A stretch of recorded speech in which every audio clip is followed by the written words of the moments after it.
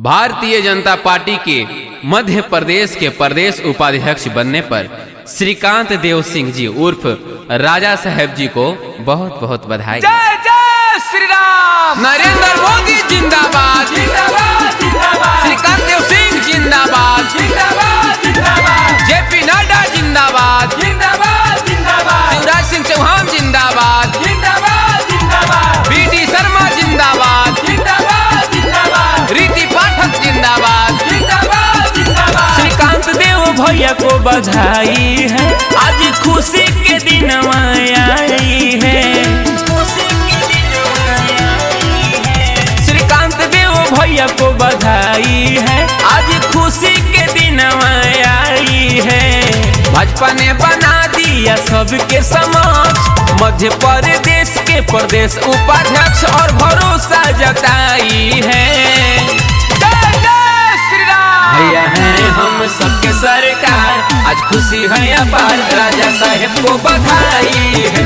भैया हैं हम सबके सरकार, आज खुशी है अपार, भैया जी को बधाई है। लल्लू बैस जिंदाबाद जिंदाबाद जिंदाबाद। अमर सिंह जिंदाबाद जिंदाबाद जिंदाबाद। सुभाष वर्मा जिंदाबाद जिंदाबाद जिंदाबाद। वीरेंद्र गोयल जिंदाबाद जिंदाबाद जिंदाबाद। विक्रम सिंह चंदेल जिंदाबाद जिंदाबाद जिंदाबाद। नरेंद्र मोदी जिंदाबाद जिंदाबाद जिंदाबाद। भाजपा ने दिया जिम्मेवारी है, जिम्मेवारी है। आज झूम रहा नर नारी है, नर नारी है। भाजपा ने दिया जिम्मेवारी है, जिम्मेवारी है। आज झूम रहा नर नारी है, नर नारी है। नाचो गाओ खुशी मनाओ सब यार, झूम रहा सब भाजपा समाज, बज रहा सहनाई है। जय जय श्री राम। भैया हैं हम सबके सरकार, आज खुशी है अपार, राजा साहेब को बधाई है।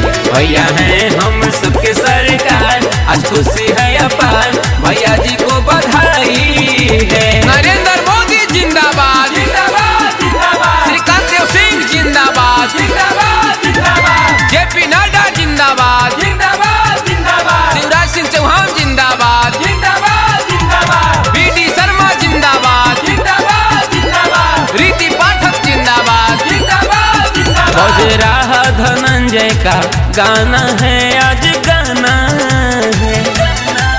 खाओ लड्डू आज खुशियाँ मनाना है, हम मनाना है।